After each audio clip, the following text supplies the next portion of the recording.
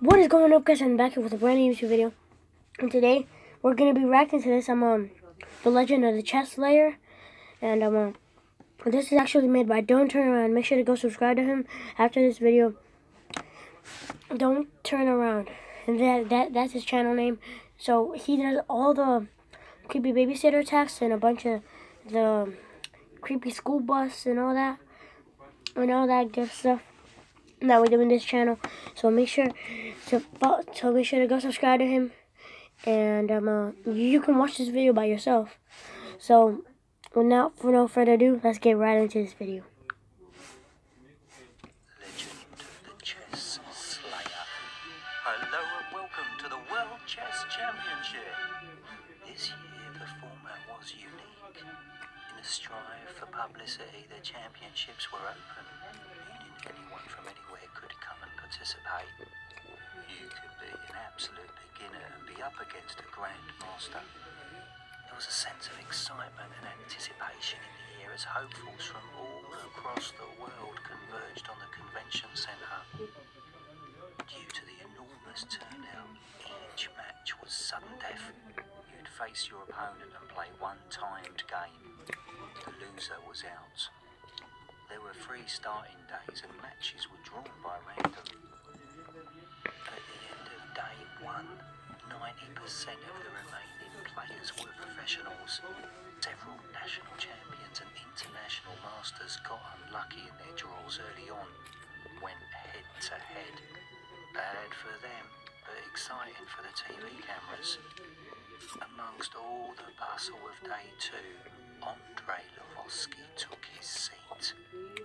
Andrei Lvovsky was the reigning world champion and had a crushing and unparalleled unbeaten record. Early in the morning he destroyed 2 opponents and was eager for a third. He glanced at his opponent's name but he didn't recognise it. He sat down at his table and glanced at the empty chair opposite. As time drew closer, as is custom, he polished his queen with his shirt pocket. Just then a boy around 10 sat down opposite. The boy apparently had won some junior competition once, but otherwise was unknown. He smiled and shook the boy's hand. This is what the organisers had hoped for. A battle of a boy versus Goliath. A huge crowd circled as they did with all of Andrei's matches. The boy seemed a little uneasy at the attention, but Andrei, forever being the gentleman, leaned over and whispered, "Just play your best. You'll forget they're even standing there." The boy smiled back and the game began. He's kind of acting easy on him, but I'm pretty sure the boy won't. The boy was good, very good in fact, and Andrei was impressed. Andrei pushed hard. His knights took control of the centre and bishops the diagonals. Andrei rapidly scanned the variations and combinations at stunning speed as he locked into a potential vicious and victorious endgame. Just because he was facing a boy didn't mean he could show any mercy. The boy countered in such a bizarre, suicidal way, Andrei dismissed it as beginner's weakness. As Andrei continued his push forward, the boy made another strange manoeuvre. Andrei leaned forward to move his piece when he suddenly froze. Dread and realization surged through him. The boy watched unassumingly. Andrei had somehow overlooked and fallen for a brilliant, elaborate and masterful trap. A hush fell across nearby spectators. No one had seen this coming. It was there and then, at this moment, that Andrei and the entire chess world felt the coming of the greatest chess player of all time. Andrei was done. He knocked over his king and resigned. The boy extended his hand and they shook. Andrei, still in a state of utter shock, stepped away as journalists surged around the boy. He retreated into a back room to analyse the game. That night, Andrei's first thought that the boy had an earpiece and was getting outside help. from either another master or some super-powered chess machine. But as he watched Grandmaster after Grandmaster fall to the boy, he knew that the boy could be the real deal. The boy went on to become the world chess champion in spectacular fashion. Andre graciously handed over the title at the awards ceremony, and he and the boy sat down to talk. The boy was 10 and being so young was chaperoned by his mum and dad. 2 twin sisters completed the entourage, and the boy joked they were his bishops. Andre and the boy talked game theory for hours. And by the end of it, Andre knew he was next to not only his equal, but someone who would surpass his own legendary status. Next year, the boy had to defend his championship against Andre. Ooh, rematch. They had become friends, and Andre had tried to teach the boy everything he knew. There was a massive media circus again, as this was the McGregor-Mayweather of the chess world. Bookies were taking odds on the outcome, not only on who would win, but in how many moves and how long it would take. It was insane. The game of chess had become massive. Both the boy and Andre received an unprecedented payday. Now, with pressure mounting just a few weeks before the championships, the boy's parents made him stop communication with Andre. Andre respected their strategy and focused himself on his own preparation. Unlike his previous match with the boy, this time he wouldn't take anything for granted. The night before the match, Andre was in his hotel suite. His wife and newborn baby girl were in the adjoining room. While he wanted to win, the birth of his new baby girl opened up a whole new world to him. He relished every moment with her and never wanted to be away. But quiet was needed, so they left him alone. During a break, he approached the ice machine in the hallway. An elderly Asian woman stood there. As he bent down for the ice, she addressed him. "Hi there." He smiled back politely. "My family means everything to me," she whispered. "How about you?" Andre nodded again politely. "If anything ever happened to them, I'd never forgive myself." Having filled his ice bucket. Oh, and as he turned, "If you don't lose tomorrow within the first 10 minutes, they'll meet my sons." Huh? He stopped, turned back to her, noticing 2 large men in suits further down the hallway outside of his hotel room. Doubtful they were really her sons. To intimidate, they pulled out guns, aimed them at the door. "You can call the FBI, the police, whoever. It won't matter. All that matters is that if you don't lose tomorrow within the first 10 minutes, they'll die.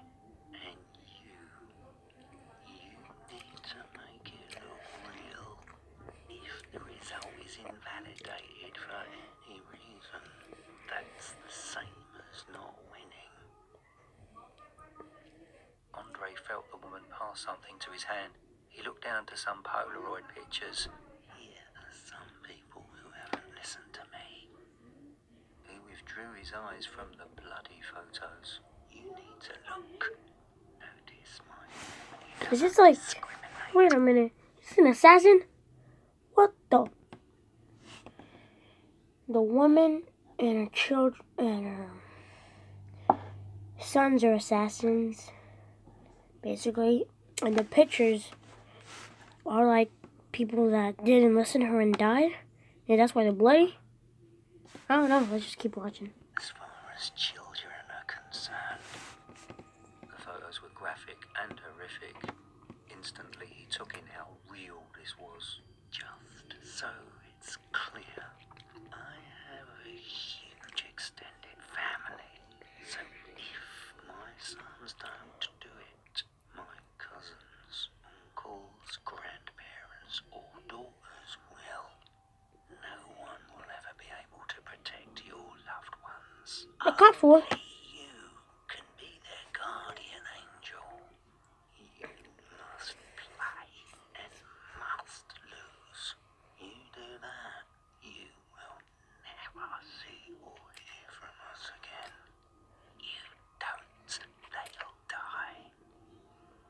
smiled warmly, as if she enjoyed her terror. Good luck tomorrow. Just lose within the first 10. Oh. Just lose within the first 10 minutes. I don't get it. If he loses within the first 10 minutes tomorrow, will his family die?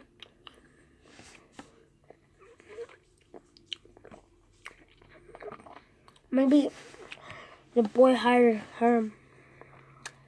The boy's gotta know her. She's gotta know that old woman. He's gotta know them. She nodded towards the men, who lowered their guns and left through a stairway exit. As Andre watched her walk to the elevator, his heart beat faster than ever before. He rushed back to his room and opened the adjoining suite door. His wife and baby girl slept peacefully. He took a sigh of relief. He closed the door and slid down the wall as paralysis gripped him. The next morning, Andre left earlier than planned, quietly kissing his sleeping wife and baby goodbye. Dazed, he walked in circles around the arena until it was time. As reporters crowded him, he didn't hear their questions. He was still thinking about the events from last night. He made his way through the sea of onlookers towards the stage. He hadn't slept, running every scenario and outcome through his head. He had made a decision. Andre took his seat first, and then the boy came out and sat opposite. They shook hands for the cameras. The boy seemed nervous. This was a big moment. Andre glanced at the boy's equally nervous parents in the back and the boy's supportive twin sisters in the front row.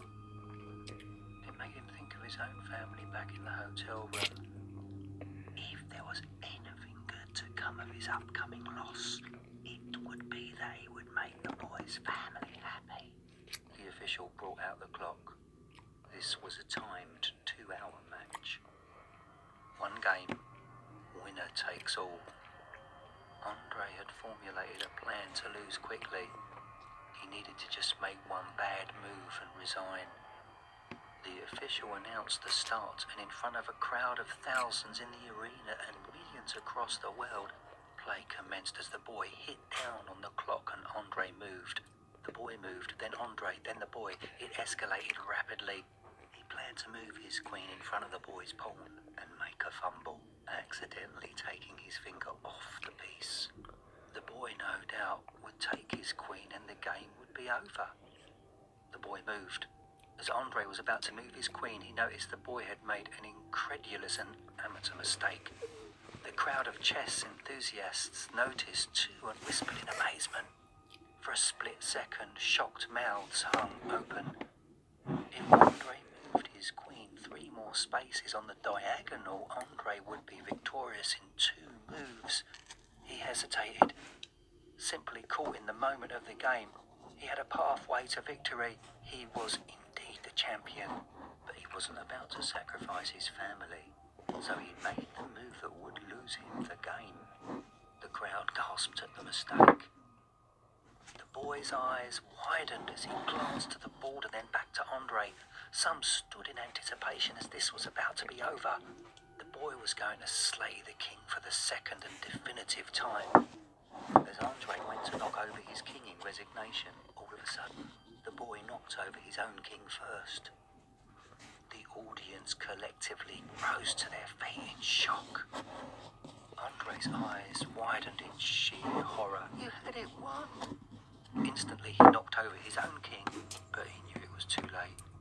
He pushed his way through the surging crowd of everyone trying to get close to the new champion out of the arena towards his hotel when there was a loud boom. The entire block rocked as an explosion demolished the hotel's 10th floor. Andre froze in sheer and utter horror. There and then his world grew dark. This was something he couldn't recover from.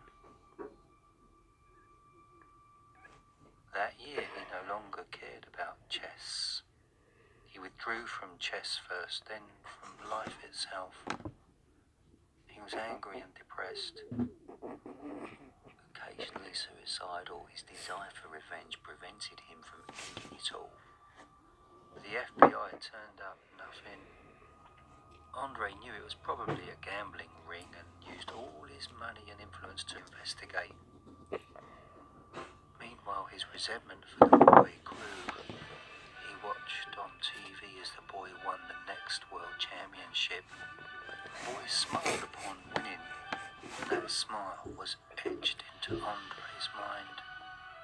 That smiling boy did this to me. That goddamn smile. What made the boy think he deserved to smile? That boy was a murderer, smiling murderer.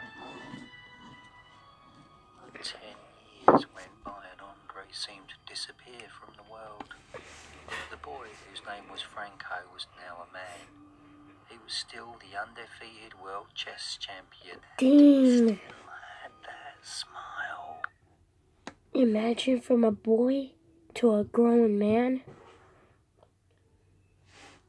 But beyond his public exterior, Franco was genuinely a good person and taught at-risk kids how to play chess at an underprivileged school.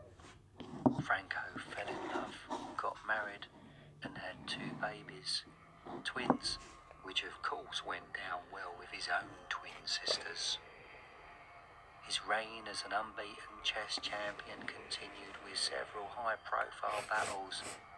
Ultimately, his focus, ability and resolve was so strong he consistently emerged victorious. Franco was on a sponsored vacation with his entire extended family. His new mysterious corporate benefactor had sent his family on a stunning safari off the beaten track. But while they were out having fun, Franco waited alone in his hotel room for a pre-arranged press junket. A knock on the door. Franco opened it and his jaw dropped. Andre stood there. The years hadn't been kind and he looked drained and weathered. Come in. Andre hesitated, then suddenly lunged forward with a hypodermic needle, jamming it into Franco's neck. Franco awoke, chained to a wheelchair, a restraint fastened to his jaw, locking his ability to speak. From somewhere, Andre leaned in and whispered, "I've waited a long time for our rematch." He spun Franco's wheelchair around. Franco's eyes widened in horror as he faced a giant, life-sized chessboard. The game we played was the worst in my life. This game will be yours.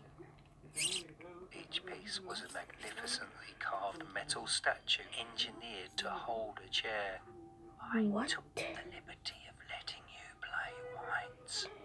In all of the white pawn pieces sat a man or woman restrained and chained to a seat.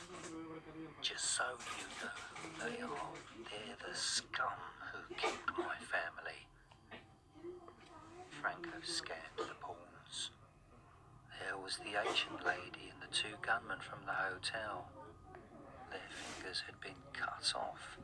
They were black and blue from multiple beatings and torture. And the remaining pawns were other henchmen, presumably members of her family. Let me give you the best view of the game. Andre pushed Franco towards the White King. As the wheelchair inserted into a slot, a small hoist lift platform raised the wheelchair to the top of the king, giving Franco a view of the entire board. Andre stood in the middle. Here's how it works. I play as black. I take one of your pieces. He walked over to a white pawn. Say, this one. As he touched the pawn, he clicked a remote. Huge flames shot up from below the man's chair.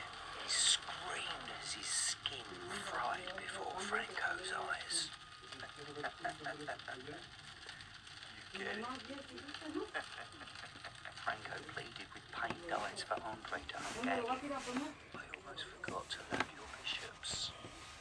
Andre disappeared into the back and moments later emerged pushing 2 wheelchairs. It was Franco's twin sisters.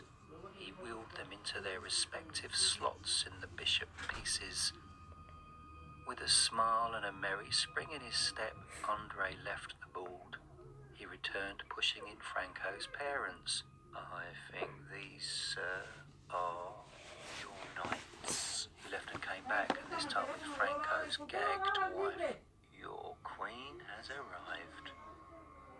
And then he went back one last time. He came out with 2 strollers holding Franco's peacefully sleeping babies. What? Even the babies? Gently laid them on the top flat of the rooks. This is one of my favourites, he said, referring to the death mechanism within the rooks. Andre motioned with his hands that a loss of a rook would rocket launch the babies high into the sky. What? Andre looked for a reaction from Franco. His eyes welled up with tears. If you lose or refuse to play, then everyone dies. Andre climbed back upon his king. In front of you is your own personal chessboard, hooked up remotely to the life-size board. Your move here will be replicated by the one there. It's your move first, my dear friend. Franco struggled to speak, but the gag prevented it. I can only wait so long. Move a piece, or they all die. I'm waiting. Franco glanced down to his family. Move. Franco hesitated, but then lifted up a piece, then placed it back down, making the first move. Andre shrugged, confused. Pawn h4. Franco had moved his rook's pawn 2 spaces forward. What sort of move is that? You just want me to kill them all now? Of course, being muzzled, Franco couldn't respond. Andre made a standard opening move before Franco quickly advanced the same pawn forward. After Andre's play, Franco again moved the same pawn, putting it in danger. Grinning, Andre immediately took it. Instantaneously, a huge drill tore into the rider's legs. Blood showered upwards as below the seat swords spun through him. Your move. Franco now advanced another pawn 2 spaces. It had nothing protecting it, and it could be taken immediately by Andre's piece. You just want me to wipe all them out. My pleasure. He took the piece, killing the henchman intact. Franco continued his way, advancing his pawns into immediate danger. Andre's eyes widened in glee as the Asian lady advanced into his scope. I can't tell you how much satisfaction this will give me. He took her. The walls of the pawn folded in, crushing her slowly. She screamed, begging for mercy. He What? waved at her goodbye. Pathetic. Andre laughed. Next. Franco moved another pawn that contained one of the gunmen. Andre waited until Franco's pawn was all the way on his side and there for the taking. Swiftly he captured the piece. The walls of the pawn tightened until leak-proof, and then water rose upwards from below.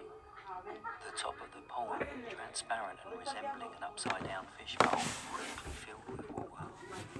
Within, the gunman couldn't overcome his inability to breathe. Franco, his family, and the remaining henchmen watched as the gunman drowned in front of them. What? He even captured the gunman? Franco played another pawn forward. Now everyone was well aware of what was going to happen.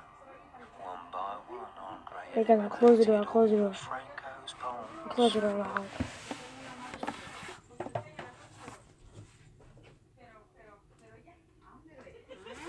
Esa sí es buena vendedora.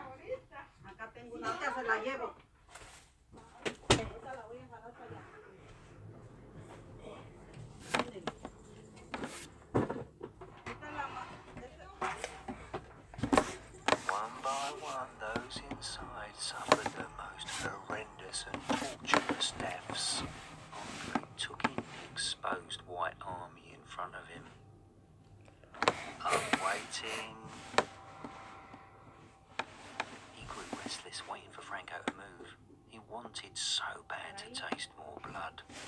Come on, Andre demanded, his scream Johnson babies awake.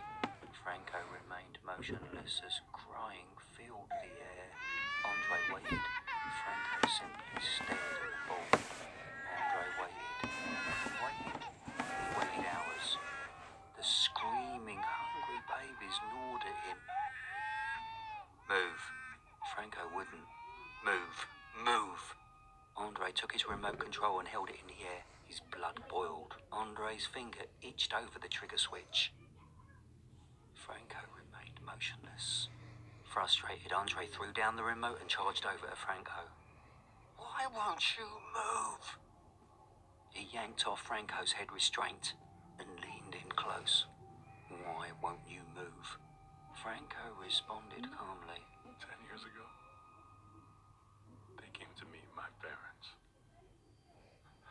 They told me if I don't lose against you within the first 10 minutes of the game, they would kill my family. I'm sorry. He glanced to the dead row of pawns. The moves I made killed them. I can't tell you how happy that makes me feel. Wait a minute. So the Asian lady didn't just tell Andre, but they told Franco the same thing that they told Andre. So that's kind of weird. I'm done. I can't make a move that'll kill my family. Andre was taken back. He wasn't expecting this. He retreated back to his king. He shifted uncomfortably in his seat as he surveyed the pleading and helpless eyes of Franco's family. Franco had made the only play possible. His eyes glanced to the trigger switch, then back to Franco. Andre now knew that he couldn't take Franco's life or that of his family, but he also knew there was no coming back from Franco.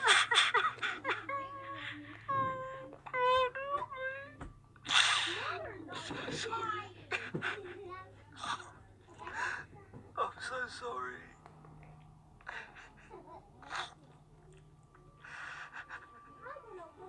I resign.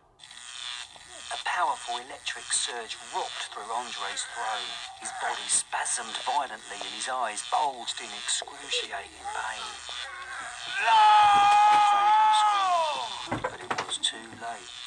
As Andre's lifeless, smoking body slumped forward.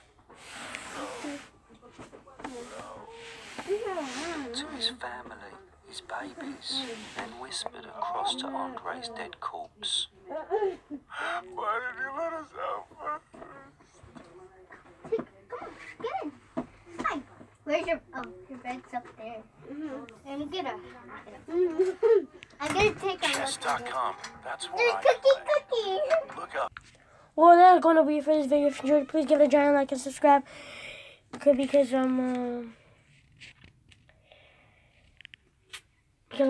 I will be trying making videos every single day from now on. So if you have an idea of what should I make, leave it in the comment section down below. And always don't forget, I'm doing post notification shout outs. So all you gotta do is subscribe, like the video, turn on post notifications, and once you did that, tell me in the comment section down below and I'll show you out.